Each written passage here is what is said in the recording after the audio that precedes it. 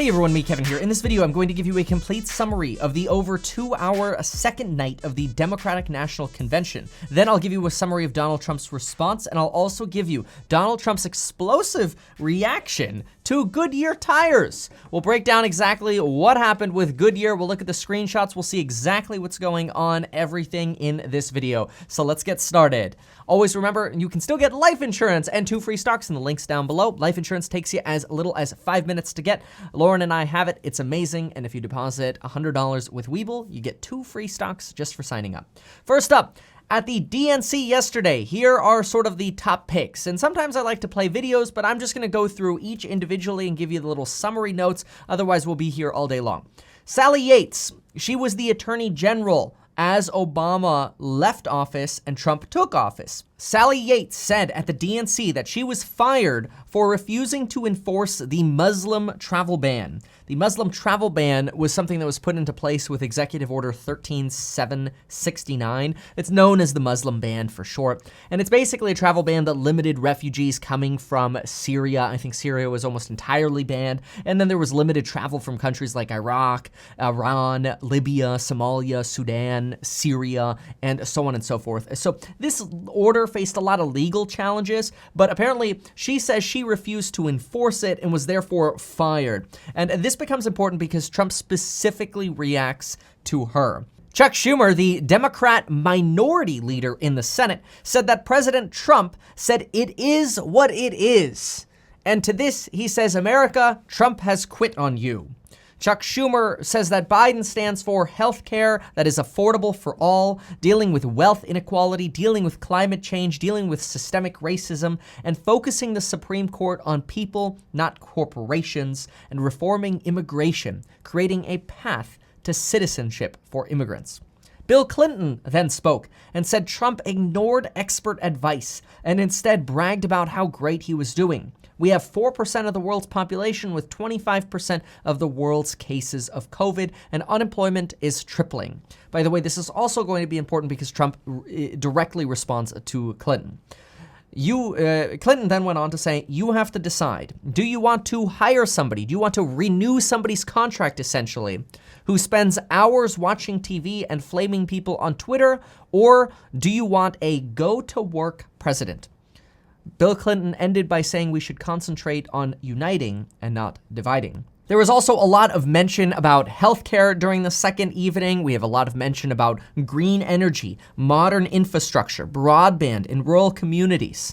And there were procedural rules that required at least 2 different candidates get nominated. And you have to get nominated, and then there has to be a second in order for that to be an official nomination. So Bob King, who used to be the president of the United Auto Workers Union, and AOC both elected to nominate and second Bernie Sanders. John Kerry then spoke and said, through the Obama-Biden administration, we eliminated the threat of Iran. We built a 68-nation coalition to destroy ISIS, and we forged a 195-nation plan to end climate change.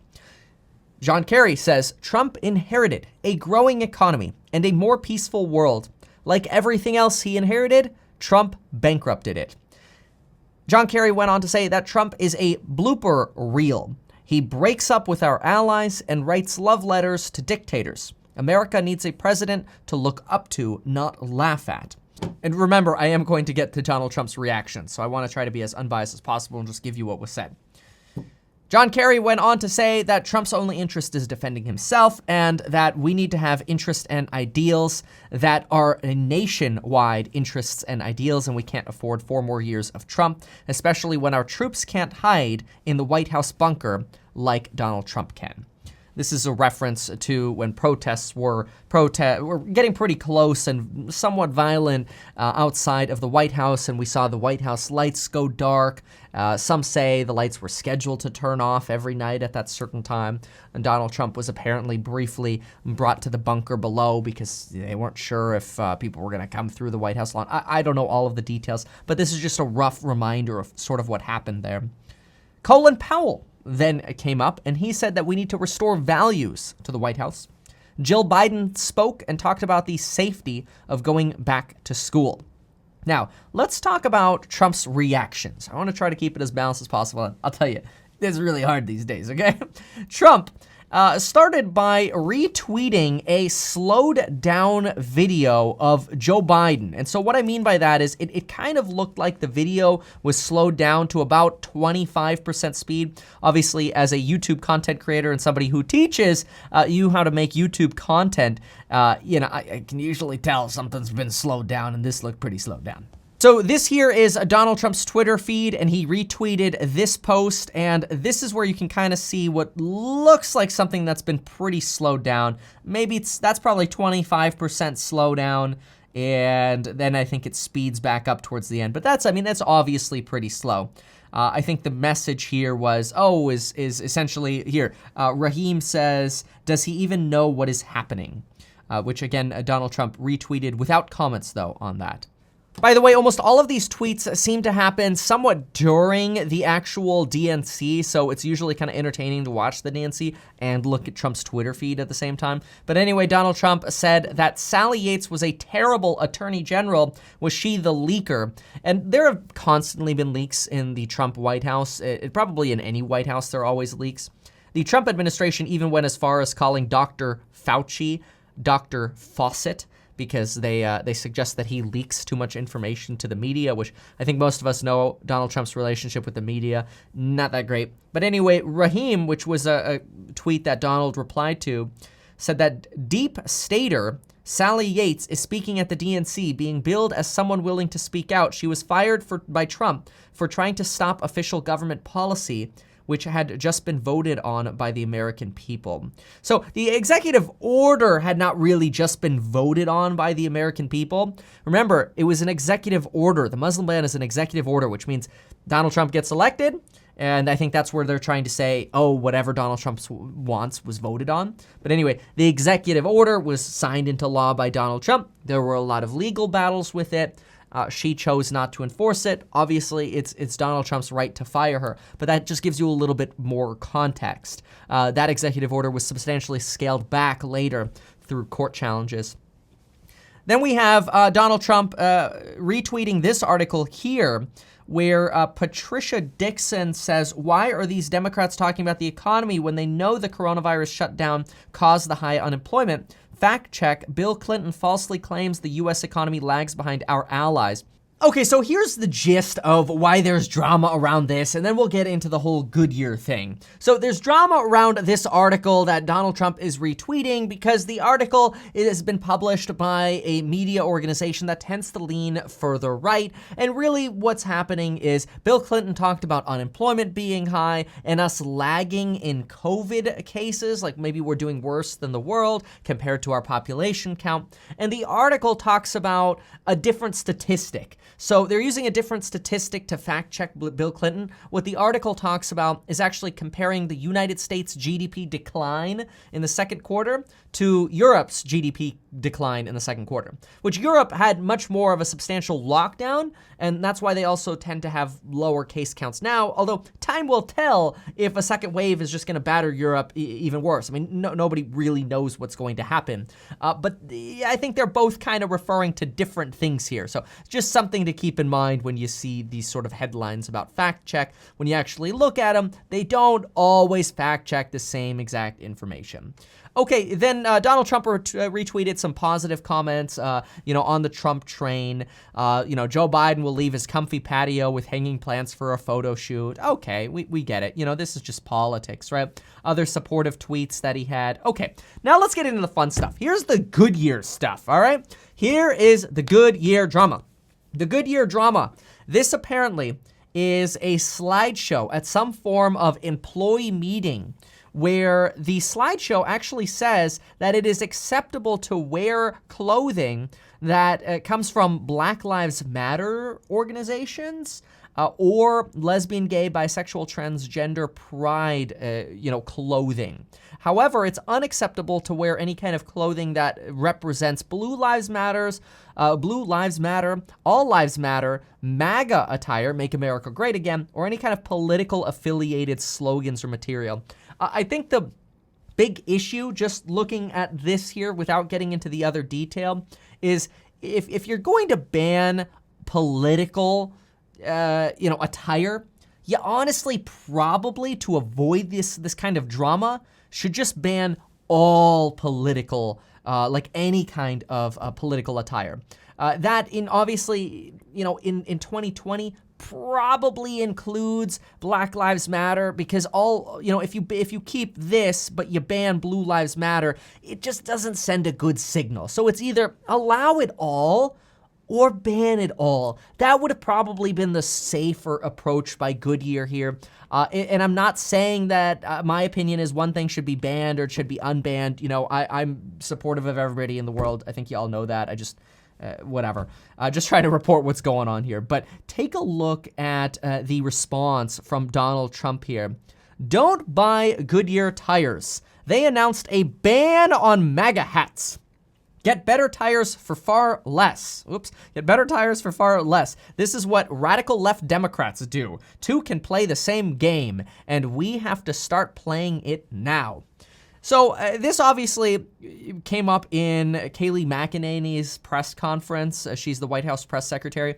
She said that this was a message to Trump's supporters, that this wasn't a message to all American people that everybody should cancel Goodyear, that this was supposed to be a politically inspirational tweet. I don't know if she's just sort of trying to add color. It is what it is. Donald Trump here is obviously saying, do not buy tires from this American car company, or tire company rather, because somebody had this slideshow up that said MAGA attire is unacceptable. And I think even if you're for MAGA attire or anti-MAGA attire, I think we can all agree, no matter what it is you decide to wear, tensions are high in this country right now. I don't highlight the LGBT right now because it's just not something that's so heavily tension driving right now. Okay, so on Goodyear here, this is Goodyear's response, and they should have done better on this. Come on, Goodyear. They dropped the ball on this response. A message from Goodyear to our customers and partners and associates. Yesterday, Goodyear became the focus of a conversation. This wasn't really a conversation, okay, that created some misconceptions about our policy and our company. For those who are not aware, a widely circulated image sparked a strong reaction, and we want to take the opportunity to provide some important context to the visual and our policies. First, the visual in question was not created or distributed by Goodyear Corporate. Okay, folks, let me just stop right there.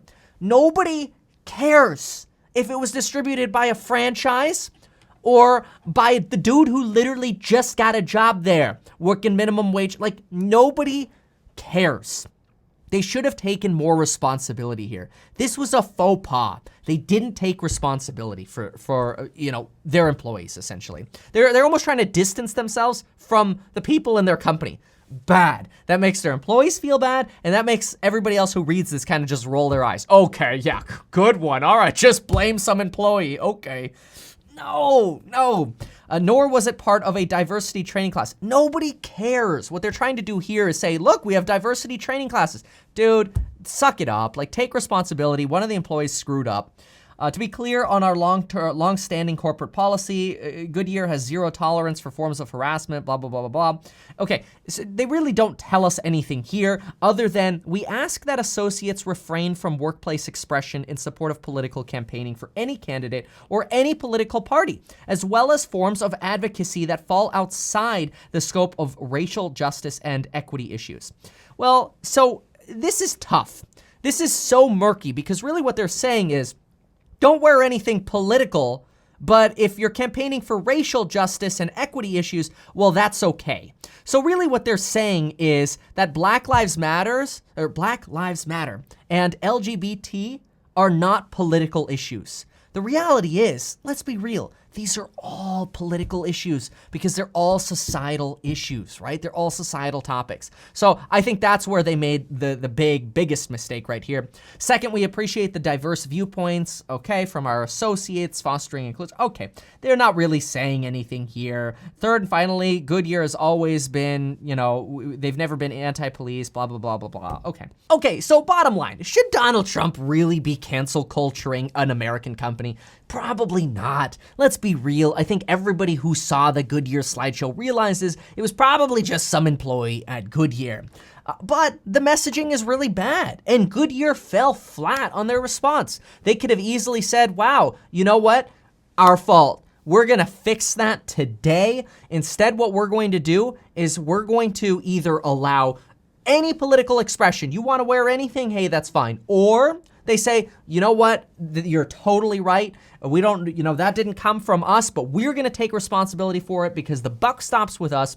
We are going to now ban all political, racial, anything that could be deemed political. No, you can't wear it. And that's okay because companies have uniforms, right? So it's totally okay to say, hey, wear a uniform, and I don't want something that an employee is wearing to offend somebody who walks in the door. So mistakes here on both sides, but that gives you a little bit of insight into the drama for today. Thanks so much for watching. If you like this information, please consider subscribing or sharing. And folks, we will see you next time.